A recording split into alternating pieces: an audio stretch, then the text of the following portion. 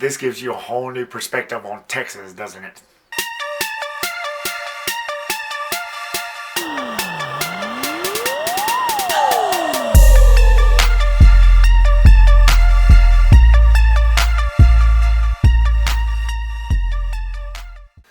The Texas Chainsaw Massacre was released in 1974, was directed by Tobe Hooper and stars Gunnar Hansen and Marilyn Burns. And the story follows 5 friends who is slain one by a chainsaw-wielding maniac while heading out of rural Texas.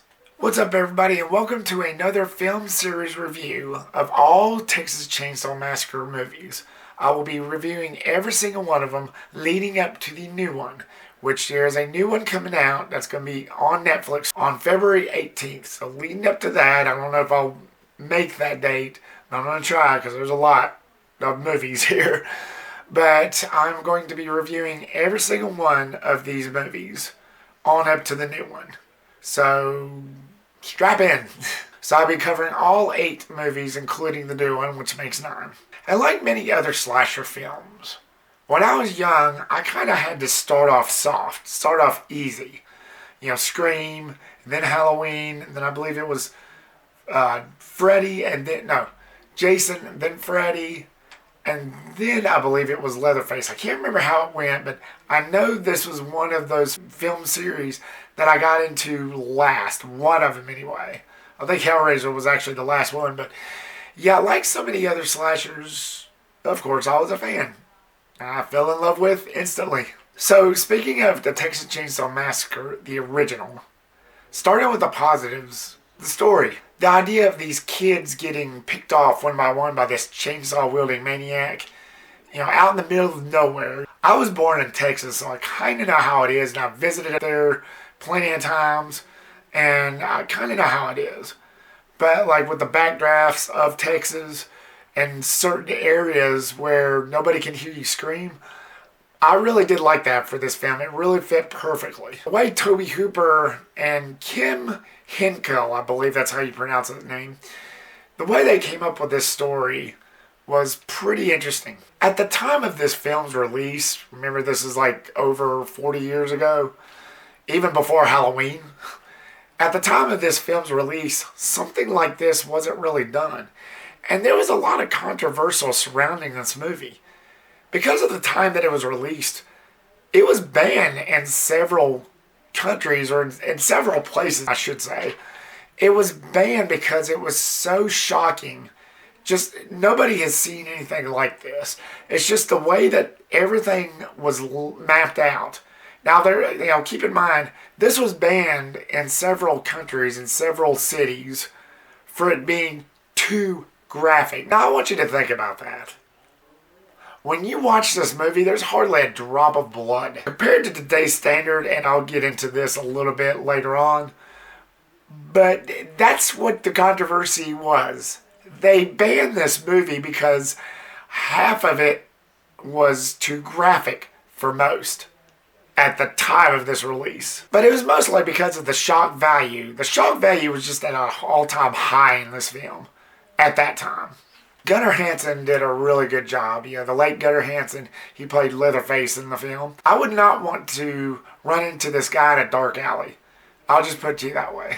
He was terrific. He played this mentally unstable, deranged psychopath with a chainsaw. And it was actually inspired by a real-life murderer called Ed Gein. That was a big thing back in the 50s.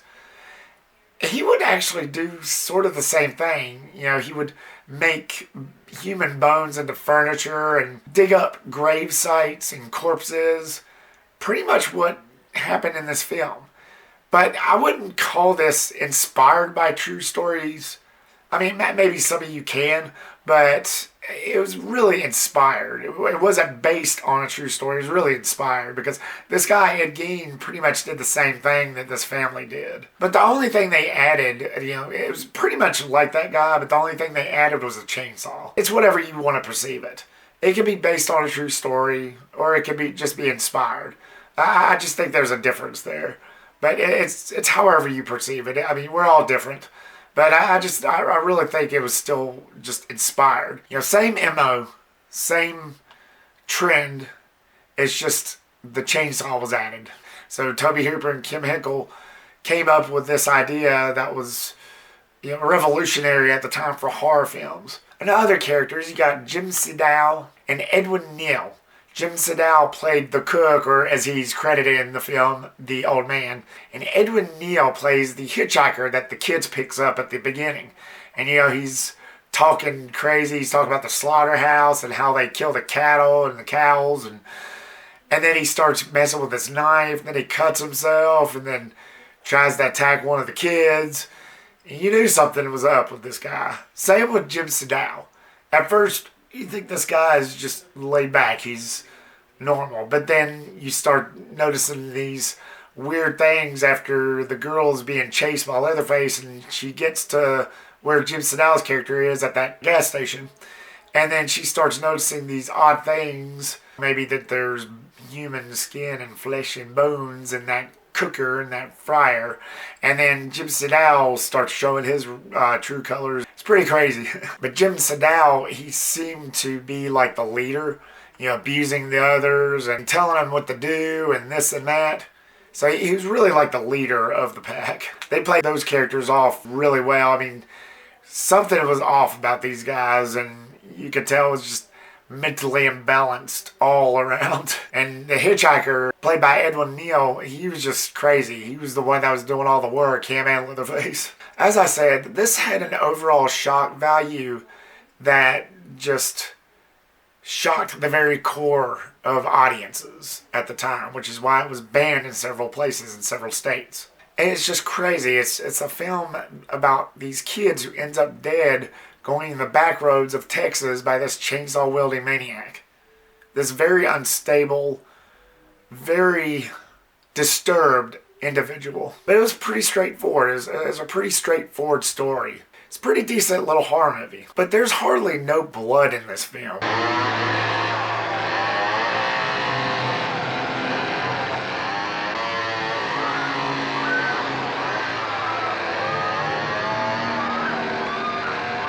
It's funny because now in today's standards, you see all kinds of things compared to then, yet it was banned back then for being too graphic. Okay, but it is what it is. As much as I enjoyed the film isn't without my little issues, my little nitpicks. But I only have one negative, and that was the end scene. They went over the top in the third act. When the girl got tied up, she was captured and she got tied up, and they were sitting at the dinner table. There was nothing but screaming on top of screaming with a side of screaming.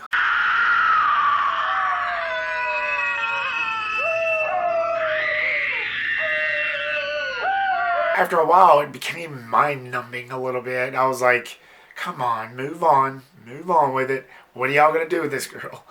And they finally did, but it lasted too long. Right? They just went way too over the top with that. It got silly after a while. It kept on showing shots of Jim Siedow's character, laughing, and then everybody else screaming, the hitchhiker, and then Leatherface getting up into this girl's face, and okay, what are y'all trying to do here? So, I get at the time that this film's release, that was probably impactful for a lot of people. But now, a lot of stuff has happened in film and horror. So, I just don't really think that ages well. It just became mind-numbing at a certain point. Then you have these close-up shots of her wide eyes. They were wanting you to feel the impact that this girl was feeling. They did it way too much. Again, it was the overdoing that they pretty much lost me at after years of watching this. But the Texas Chainsaw Massacre is considered a classic. I'll always consider it a classic because it was definitely a game changer for horror. I mean, it got banned in several states. It pissed a lot of people off. And that, to me, other than Psycho, and I've never seen this movie, but I've heard it mentioned Peeping Tom. Other than those, I really do think that this started the brutality of slasher films, in my opinion. I might be wrong there, but from what my experience was, I really do think that the Texas Chainsaw Massacre, the original, was the one that really started the brutality of slashers. Because despite its lack of blood and gore and carnage candy, it does have some death scenes, but there's very little blood. it really leaves it up to the imagination. So if you're a horror fan, chances are you have seen this already. But if you have not, go check this thing out and expect a happy accident. So, the Texas Chainsaw Massacre, the original 1974. Have you seen it? You're bound to have. It's been over 40 years. What was your thoughts on it? Was this your favorite horror film? Was this your favorite Tobe Hooper film? Is Leatherface your favorite slasher?